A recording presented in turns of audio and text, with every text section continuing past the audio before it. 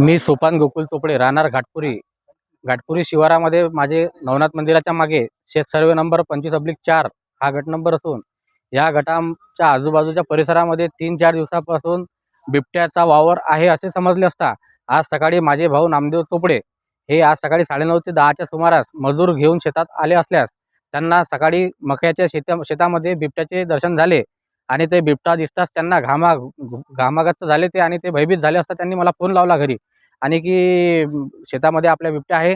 तर आम्ही वन विभागाला कळविले. वन विभागाला फॉरेस्ट ऑफिसरला कळविले असल्यास त्यांनी इथे 2 प्रतिनिधी त्यांचे पाठवलेले आहे आणि त्यांचे शोधकार्य सुरू आहे. त्यांना सुद्धा त्याचे आवाज ऐकलेला आहे त्यांनी सुद्धा आणि त्यांना पायाचे ठसेसुद्धा दिसलेले आहेत. त्यांनी कन्फर्म सांगितलेले आहे की या मक्यामध्ये तो बिबट्या सध्या उपलब्ध आहे. आमची त्यांना अशी मागणी आहे की त्या बिबट्याला इकडे-तिकडे न जाऊ देता तुम्ही लवकरात लवकर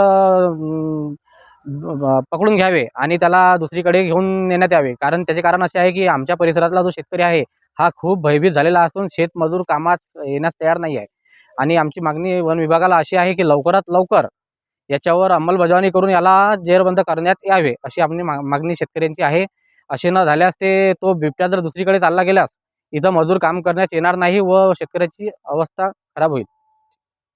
तर झाली आहे काय सांगायला आता? मी वनरक्षक निलेश धारपवार जनूनवीट. मला सोपानभाऊ चोपडेचा फोन आला होता की माझ्या मकाच्या शेतामध्ये बिबट आढळला म्हणून. त्यांच्या मकाच्या शेतामध्ये मजूर काम करत असताना ते भयभीत झाले व त्यांना माहिती दिली. लगेच त्यांनी आम्हाला कळवताच आम्ही इथे स्पॉटला हजर झालो आणि मी प्राथमिकमध्ये पाहणी केली असता इथे पगमग आढळून आले व आवाजसुद्धा आढळला. आवाज ऐकू आला. वरिष्ठांना कळवलेले आहे.